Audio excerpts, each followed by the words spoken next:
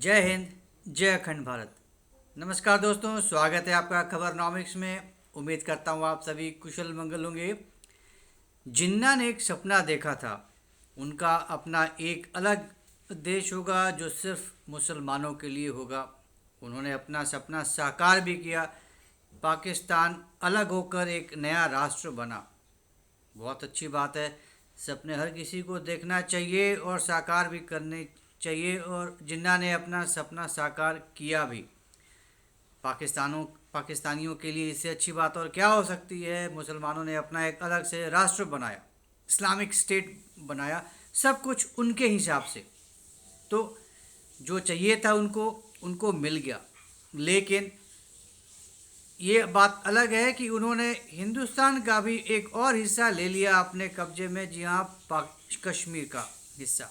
हालांकि वो क्लेम करते हैं कि हिंदुस्तान कश्मीर पे अनऑथोराइज तरीके से कब्जा करके बैठा हुआ है, लेकिन अब सच्चाई क्या है ये तो बताने की ज़रूरत नहीं है। तो अब जो पाकिस्तान ऑक्यूपाइड कश्मीर है उसमें हमेशा से ही लगातार, अब आज की डेट में तो बहुत ज़्यादा अनस्टेबल हो रखा है। इतने ज़्यादा प्रोटेस्ट हो रहे हैं, अब वो अलग होना चाहते हैं। चाइना की एंट्री इतने गंदे तरीके से हुई है, इतना ज़्यादा नेचुरल रिसोर्सेज को एक्सप्लॉयट कर रहा है, लेकिन जो लोकल लोग हैं उनको कुछ नहीं मिल रहा है। ग्वादर की बात करें तो ग्वादर एयरपोर्ट बन गया, ग्वादर पोर्ट बन रहा है, लेकिन फ़ायदा अगर किसी को हो रहा है तो वो चीन को हो रहा है। चीन के लोग आते हैं, वहाँ पे रहते हैं, काम करते हैं, सारा फ़ायदा उन्हीं को होता है। जो वाटर्स हैं, जो टेरिटोरियल वाटर्स है पाकिस्तान की, उसमें चाइनीज़ वेसल्स आती हैं शिपिंग करने के लिए। लोकल जो फिशरमैन हैं, जो लोकल जनता है, उनको कुछ नहीं मिलता है, वो अलग।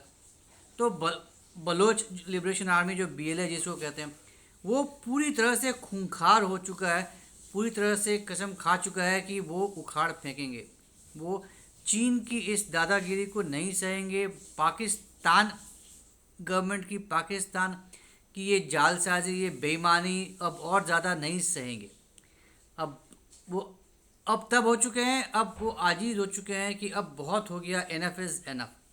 अब उनको आज़ादी चाहिए, और अब जब तब कुछ ना कुछ रीग्रुप करके कहीं ना कहीं कभी कुछ उड़ा देते हैं, कभी कुछ उड़ा देते हैं। और अभी जो भी हमने बात की पूरी ट्रेन को हाईजैक कर लिया, गफ्फार एक्सप्रेस।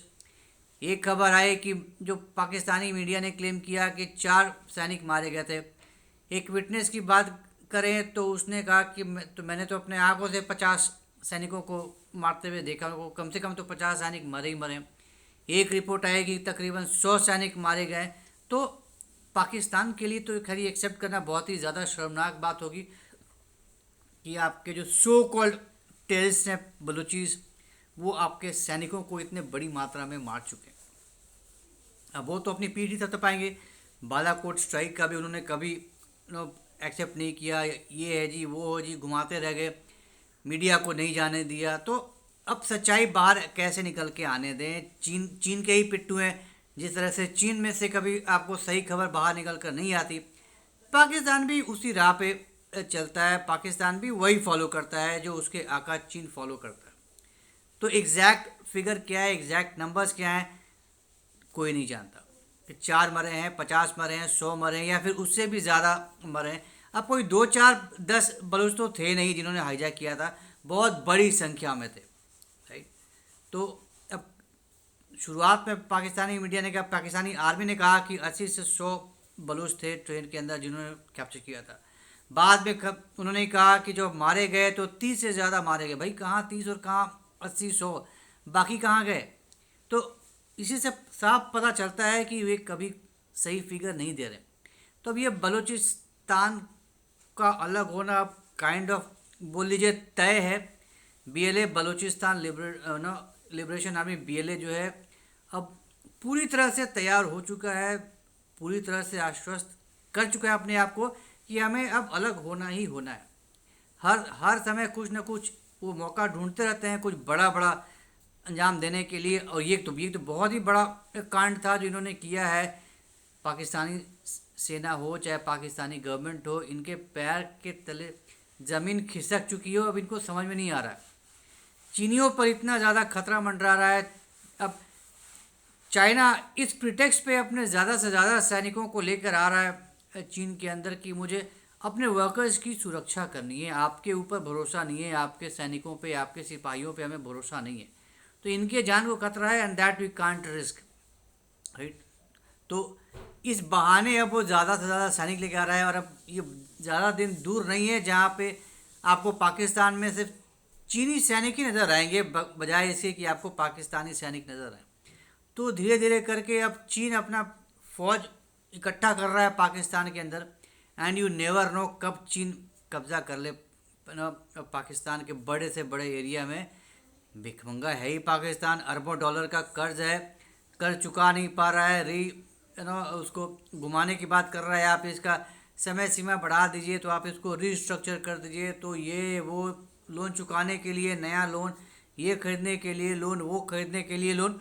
तो आज के डेट में पाकिस्तान लोन पे ही जिंदा है, चाहे वो IMF से लोन ले, चाहे सऊदी अरब से ले, UAE से ले, टर्की से ले, चीन से ले, भीख पे ही देश चल रहा है और आगे भी चलता ही रहेगा। ऐसा तो कुछ हुआ नहीं है कि अब कुछ नया चीज़ आ गया है कि अब अपने पैरों पर खड़ा हो सके पाकिस्तान।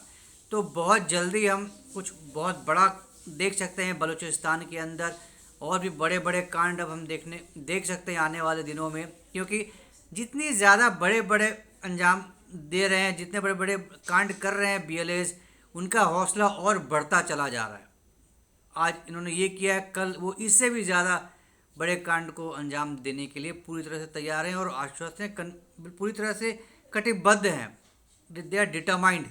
तो देखना होगा आने वाले समय में और क्या क्या करते हैं ये BLA और पाकिस्तान की, किस हद तक कुटाई करते हैं, किस हद तक पिटाई करते हैं, और कब अपने आप को एक इंडिपेंडेंट स्टेट बोल लीजिए, कंट्री बोल लीजिए, जिस तरीके से अपने आप को अलग करके एक नया डिक्लेरेशन अनाउंस करें। तो ये थी एक छोटी सी जानकारी BLA के बारे में। उम्मीद करता हूँ आपको ये जानकारी पसंद आई होगी। तो अगर ये कंटेंट पसंद आया तो हमारे इस वीडियो को लाइक करिए, शेयर करिए और हमारे चैनल को सब्सक्राइब ज़रूर करिए, बेल आइकन भी ज़रूर दबा दीजिएगा। तो जल्दी मिलेंगे एक ऐसे नई इंटरेस्टिंग वीडियो के साथ। जय हिंद, जय अखंड भारत, नमस्कार।